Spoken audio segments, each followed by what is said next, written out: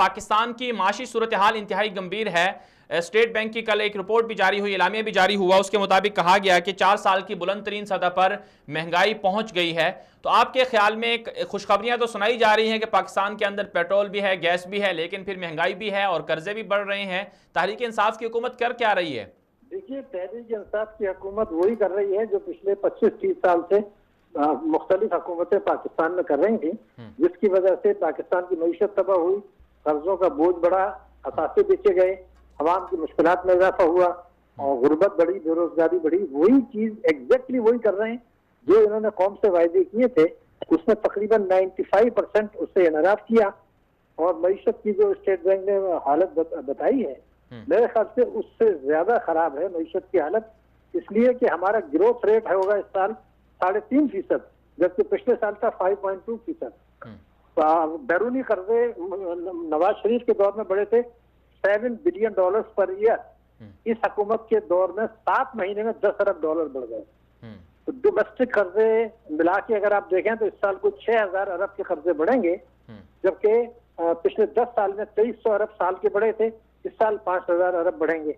Foreign direct investment जिसका बहुत चर्चा था, वो कोई 22.6% गिर गया, नीचे चला गया इन्वेस्टमेंट।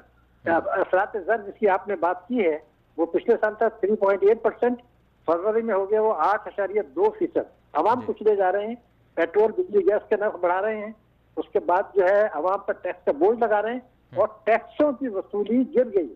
तो अभी आपको याद होगा इमरान खान ने ये कहा था कि लोग पिछली हुकूमत को टैक्स नहीं देते थे क्योंकि उनको एतमाद नहीं था, वो कहते थे ये पैसे खा जाएंगे। लेकिन इस साल जो टैक्सों की वसूली है वो पिछले साल से ज्यादा खराब है। तो इसका मतलब ये कि लोगों का इन पर एतमाद और ज्यादा कम है पिछली हुकूमत के मुकाबले में, क्योंकि इनका ग्रोथ गिरा है। तो अब जो कुछ मैं देख रहा हूँ, अगले साल भी मईशत शुरू रहेगी, अगले साल भी महंगाई की शरह ऊंची रहेगी, कम नहीं होगी।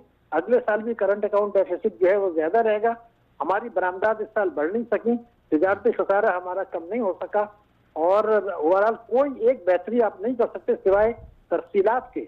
लेकिन रेमिटेंसेज में कुछ इजाफा जरूर हुआ है, लेकिन उससे आप बजट खसारा कम कर रहे हैं, तो ये तो उल्टा नुकसान का सौदा है।